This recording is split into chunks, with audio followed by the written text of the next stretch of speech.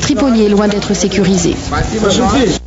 La fille de Kadhafi, Aïcha Kadhafi, demande aux partisans du colonel de se battre contre l'OTAN. Dans d'autres villes de Libye, la rébellion s'attaque aux partisans de Kadhafi. Elle affirme qu'elle en sera ainsi tant qu'il restera des hommes fidèles à l'ancien régime. Sur le plan diplomatique, le groupe de contact sur la Libye se réunit ce jeudi à Istanbul. Les États-Unis participent et demandent à l'ONU de débloquer les avoirs libyens pour les remettre au Comité national de transition. L'Afrique du Sud s'y oppose. Alors par contre, c'est apparemment plus facile pour la Commission des droits de l'homme de l'ONU. À Genève, elle veut bloquer tout argent appartenant aux proches de Bachar al-Assad au moment où Damas est exposé à des perturbations sur le plan économique. À Damas, le shopping demeure l'activité préférée, même en cette période de trouble. Flâner pour voir, rarement pour acheter. Le pays est entré en récession, moins 3% de croissance sur le dernier trimestre. Les Syriens qui redoutent des temps encore plus difficiles préfèrent se concentrer sur les produits de première nécessité, l'alimentation et la santé en priorité. Et ce ne sont pas les touristes qui prendront le relais, les étrangers ont déserté. Le tourisme, qui contribue à concurrence de 12% au PIB syrien, a été carrément mis à terre. Donc il n'y a plus de touristes en Syrie, tout simplement. La bourse a aussi plongé de 40% et les importations ont été réduites de moitié. Seul le bâtiment avec les constructions sauvages et les vendeurs ambulants qui investissent les trottoirs peuvent profiter de la crise. Les policiers sont occupés ailleurs. Mais beaucoup redoutent une aggravation si les sanctions internationales sont renforcées. Les retraits d'argent sont déjà limités et doivent être à présent justifiés. Pour autant, la Syrie a l'habitude des embargos. Selon les experts, le régime est sans doute en train de réactiver les circuits de contrebande. Depuis longtemps, le régime a l'habitude d'être en situation d'embargo. Et compte tenu aussi de sa position entre l'Irak et le Liban, il y a moyen qu'il y ait de la contrebande et des flux de marchandises et des flux d'argent qui traversent donc ces frontières à destination de la Syrie. L'expérience irakienne sous Saddam Hussein a montré que ces régimes dictatoriaux peuvent tenir sous embargo. Cependant, un embargo européen sur le pétrole syrien demeure la principale menace pour Bachar al-Assad. 95% de son pétrole est exporté vers le vieux continent. L'actualité à l'étranger, car il se joue le championnat d'Afrique de basket à Madagascar, c'est dans un instant. Le temps de parler du Ramadan. Les associations ONG comme Human Appeal International offrent le ndogo aux orphelins, mais aussi aux veuves. Ces moments de solidarité et de partage ont trouvé pied à la place du souvenir. Reportage Ramatadem. Les orphelins et veuves ont répondu massivement présents à l'invitation de Human Appeal International. Issus de milieux défavorisés, ce ndogo représente pour eux de réels moments de bonheur et de solidarité.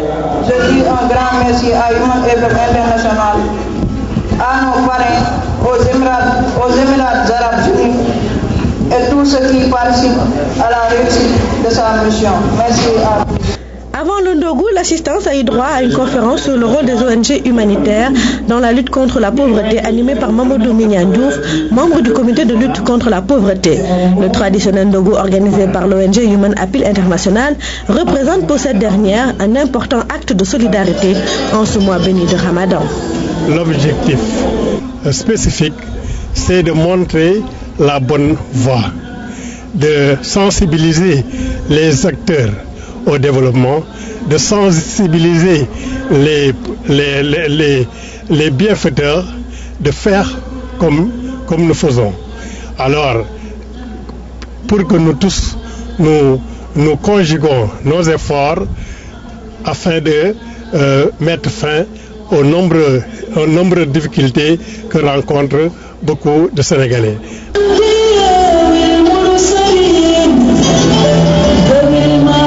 Et c'est sur ces belles louanges du prophète Mahomet, paix et salut sur lui, que s'est terminé le traditionnel ndogo.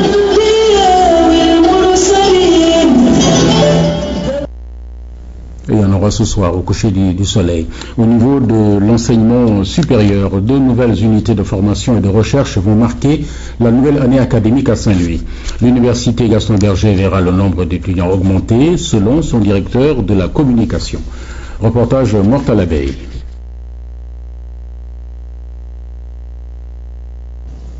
Aussitôt l'année académique bouclée, l'Université Gaston Berger de Saint-Louis s'attelle à jeter les bases du futur. Avec sa montée en puissance, l'UGB va explorer de nouvelles unités de formation et de recherche. L'Assemblée de l'Université a réaffirmé la politique de montée en puissance de l'IGB axée sur l'innovation et l'excellence au service du développement en donnant son accord pour le démarrage en octobre 2011 de 2 nouvelles IFR. Il s'agit de l'IFR des sciences de l'éducation, de la formation et du sport. Et la deuxième IFR autorisée à ouvrir à la rentrée, c'est l'IFR des civilisations, religions, arts et communications, composé d'un centre d'études des religions, d'une section de langue et culture africaine, d'une section des métiers du patrimoine, d'une section des métiers des arts et de la culture, d'une section de communication et d'une section d'infographie. Ce face-à-face avec la presse a permis aux autorités de l'université de prendre une décision majeure, l'adoption de la contribution de l'étudiant à sa formation dès l'année prochaine. C'est un dispositif extrêmement innovant et sans ce dispositif, il sera difficile de mettre en place les LMD. Parce qu'on ne peut pas parler de LMD sans parler de master professionnel et de formation professionnelle, de filières professionnelles. Or, ces masters professionnels et ces filières ont un coût parce qu'ils font appel à des enseignants locaux, à des enseignants internationaux et ces enseignants en fait demandent à être payés, il faut les payer. Cette décision consensuelle permet à l'université d'avoir une cagnotte qui va ouvrir les portes du monde professionnel aux étudiants. Autre décision majeure, l'université va augmenter substantiellement le nombre d'étudiants à l'entrée académique prochaine. Et ça ne va pas tarder, cette entrée académique. Je disais tantôt, l'Afrobasket, messieurs, ça se passe à Madagascar et à la mi-temps, la Côte d'Ivoire menée devant le Sénégal 32-28 en match de quart de finale. Madagascar, où le pays organisateur a été éliminé par les Lions, 17 points d'écart, c'était hier en 8e de finale. Dire que l'équipe du Sénégal reste dans la très bonne dynamique de victoire avant l'écart d'aujourd'hui. Pabiram Biguindiaï. Les Lions du Sénégal dictent leur loi à l'Afrobasket de Madagascar, qui s'y frotte ses pics, dernière victime des Malgaches malmenés, poussés vers la sortie par des Sénégalais conquérants, présents dans les airs avec un dispositif tactique performant. Face à des Malgaches réputés rapides et vivaces, Alain Weiss a trouvé une parade, la bonne formule, compresser l'adversaire pour anéantir les lignes de passe et contrer la vitesse du jeu malgache. La discipline tactique est payante. Le Sénégal survole la partie, s'impose sur le score de 92-75. Alors, le chemin des quarts de finale se dresse devant les Lions qui retrouvent une vieille connaissance, la Côte d'Ivoire, qui les avait battus en match de préparation en France. Une belle revanche en perspective pour les protégés dans les Weiss qui ont créé la sensation d'entrée. Les Lions font tomber les Palancas Negras en match inaugural. Le mi-temps gaulé brisé, c'était le début d'une très belle saga victorieuse à confirmer devant les éléphants de la Côte d'Ivoire. Nous excusons pour la qualité de ces images, mais il fallait bien les montrer. Donc, la victoire du Sénégal en afro-basket, messieurs, à l'heure qu'il est, les Lions jouent le 3e carton face à la Côte d'Ivoire. Il s'agit d'une rencontre de quart de finale. Voilà qui termine ce journal. Prochain rendez-vous d'information dans un court instant en langue nationale Wolof. La grande édition est à 20h. Autre rendez-vous en deuxième partie de soirée. Demain 13h, Anne-Marie Gomis. Merci. Bonne journée.